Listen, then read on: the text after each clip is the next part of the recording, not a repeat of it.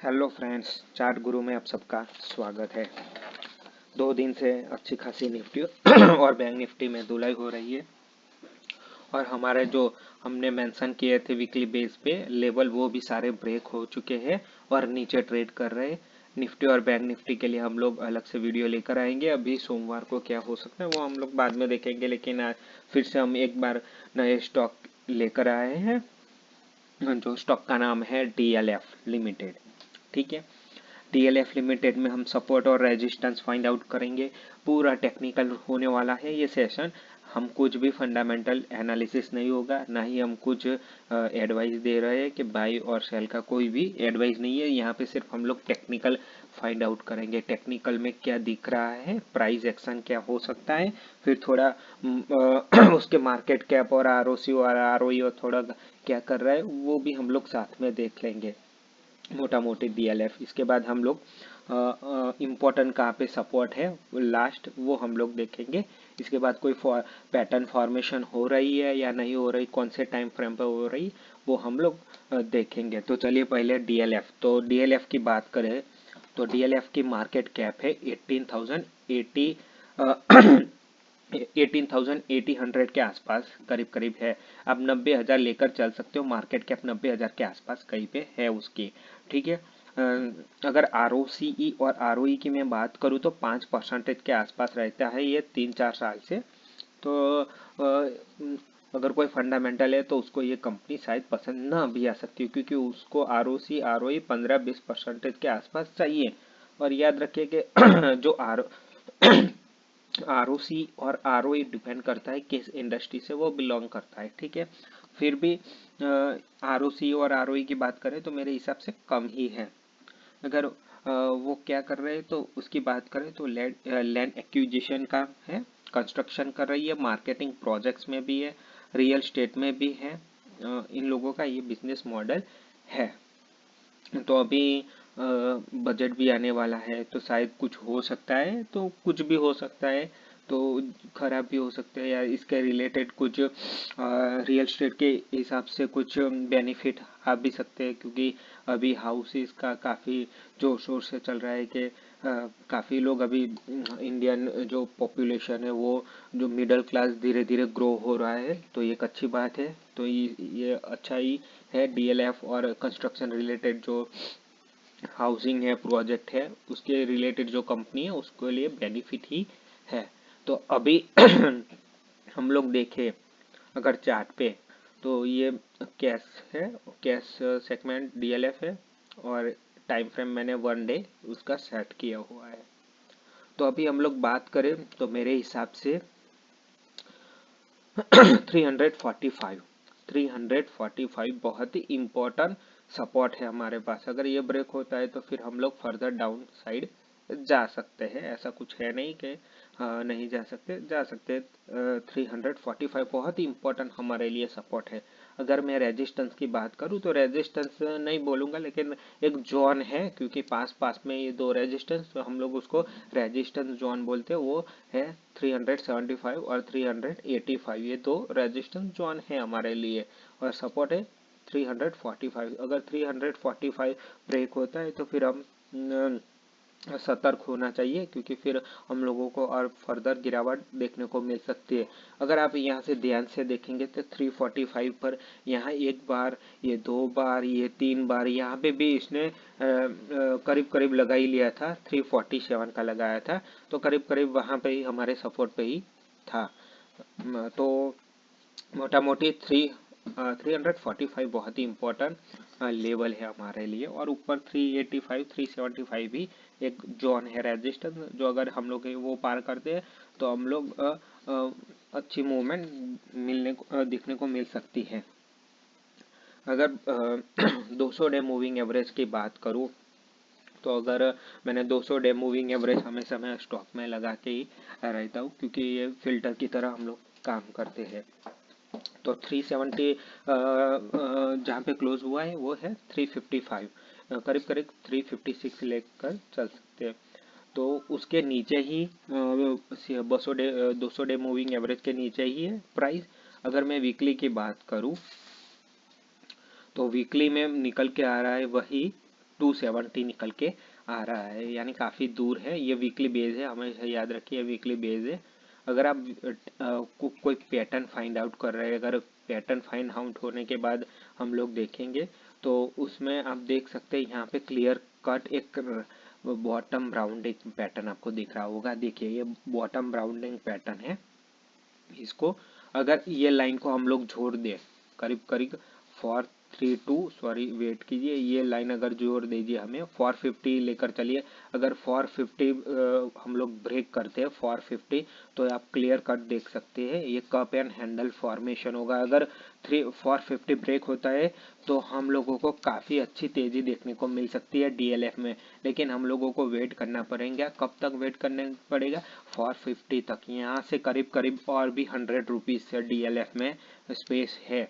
और हमारा फिर टारगेट हम लोगों को अगर देखिए तो टारगेट की बात करें तो फिर हम लोगों को करीब करीब 700 750 तक हम लोग जा सकते हैं। यहाँ पे इस लेवल से यहाँ पे इस लेवल तक जा सकते हैं, 750 तक हम लोग जा सकते हैं अगर 450 ब्रेक होकर टिकता है और मार्केट भी सपोर्ट करता है। ऐसा नहीं है कि अगर मार्केट सपोर्ट नहीं करने करेगा तो फिर वो भी नहीं टिक पाएगा।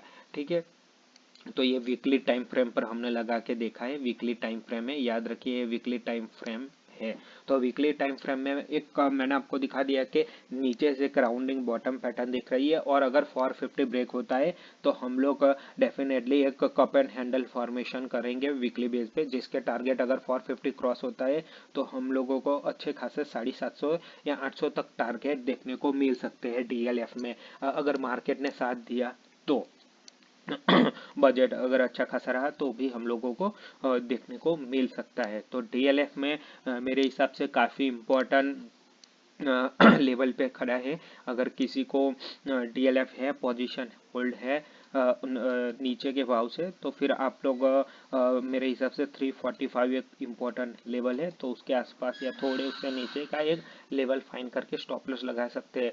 अगर किसी को फ्रेश बाइंग करनी है, मैं यहाँ पे कोई रिकमेंडेशन नहीं कर रहा हूँ बाइंग सेलिंग के, मैं बस ये बोल रहा हूँ कि बाई अगर किसी को अपॉर्चुनिटी फाइंड आउट करनी है तो हम लोग कब बाई फाइंड कर सकते हैं। तो समझिए कि जब रिस्क और रिवॉर्ड, जब खोने के लिए 1 रुपया हो और पाने के लिए 5 रुपया हो, तभी हम लोग ट्रेड करना चाहिए स्टॉक कैश में। और कम से कम 6 या 8 महीने की लंबी अवधि रखनी चाहिए इसमें, ताकि हमें अच्छा खासा 30 से 40% का रिटर्न हम लोग ग्रैब कर सकते हैं। अदरवाइज ये हो नहीं सकता। अगर मैं नीचे की एक ट्रेड लाइन में ड्रॉ करूँ तो मैं आपको दिखा देता हूँ ट्रेड लाइन। तो अगर ये वीकली बेस पे मैंने time line trade line draw की है, तो आप देख सकते हैं यहाँ पे ये भी कुछ करीब करीब 325 निकल के आ रहा है। ठीक है, अगर 345 तो है मेरे हिसाब से। अगर 345 ब्रेक होता है तो फिर इसमें कोई इंटरेस्ट लेना ही नहीं चाहिए, क्योंकि ये और भी हम लोगों को फर्दर गिरावट मिल सकती है। ठीक है, अगर बाउंस की अगर 345 अगर यहाँ से करीब करीब 325 या 335 से बाउंस नहीं होता है ब्रेक होने के बाद अगर, तो फिर हम लोगों को और फर्दर गिरावट देखने को मिल सकती है। मेरे हिसाब से बाइंग अपॉर्चुनिटी अगर किसी को ये 345 का आसपास का सपोर्ट के आसपास ट्रेड कर रहा है, अगर किसी को 325 बाइंग अपॉर्चुनिटी यहाँ पे है, मैं ये नहीं बोल रहा हूँ नहीं है, लेकिन ऊपर भी एक रेजिस्टेंस जोन है जो 375 से 385, अगर ये भी इसको भी उसको क्रॉस करना पड़ेगा बाद में हम लोगों को। अगर पहला टारगेट निकल के आ रहा है वो 400, फिर हम 450 के लिए भी जा सकते हैं। अगर हम लोग 450 ब्रेक करके वीकली क्लोज बेस पे हम लोग टिक जाते हैं तो हम लोगों को डीएलएफ में 700 से 750 तक के टारगेट देख सकते हैं फिर। लेकिन हमें टाइम फ्रेम कम से कम 8 महीने या 10 महीने 10 मंथ के लिए रखना पड़ेगा। ऐसा नहीं कि 1 महीने में ये 750 टारगेट आ सकता है, ऐसा नहीं है। कम से कम हमें 8 से 10 महीने का टाइम हॉरिजॉन देना पड़ेगा 750 के लिए। ठीक है, तो मेरे हिसाब से अगर डीएलएफ के आपको डीएलएफ पसंद है तो मेरे हिसाब से ये एक अच्छा जॉन है, बाई सेटअप दिख रहा है इसमें भी। तो लेकिन मैं फिर से वापस बोल रहा हूँ कि ये डिस्कशन सिर्फ ओनली टेक्निक एजुकेशनल व्यू से है, ना कोई रिकमेंडेशन है, ना ही मैं ये मेरे पास कोई ये स्टॉक है। तो ये मैं साफ साफ बोल देता हूँ कि ये only for education purpose he stock है, लेकिन अपॉर्चुनिटी अच्छी है। बाइंग सेटअप, अगर हम लोग बाइंग सेटअप बोले तो हम लोग ये एक अच्छी अपॉर्चुनिटी मिल सकती है, क्योंकि बाइंग साइड हमें एक और मौका मिल सकता है ये DLF में। तो मोटा मोटी ये है कि ये कंस्ट्रक्शन में है, मार्केटिंग प्रोजेक्ट रियल एस्टेट में है, ये सब है। वीकली मैंने बोला कि आपको कप एंड हैंडल फॉर्मेशन दिख रहा है, लेकिन कब ये cup and handle formation complete होगा? जब 450 ब्रेक होने के बाद सिंगल डे में वीकली, वह सिंगल डे में बिलो है प्राइस, और वीकली बेस पे अबव है 270 के आसपास है। तो अगर बजट होपफुल रहता है, सब कुछ अच्छा रहता है, तो हमें इसमें हो सकता है कि बेनिफिट मिल सकता है इसमें भी। तो ये आज का DLF का टेक्निकल, सिर्फ हमने टेक्निकल एनालिसिस किया है, फंडामेंटल कोई भी एनालिसिस नहीं है। तो हमने सपोर्ट और रेजिस्टेंस की बात की, 200 डे की मूविंग की भी एवरेज बात की, और कौन सी टाइम फ्रेम पर सिंगल डे में हम लोग कोई पैटर्न दिख नहीं रही है अभी।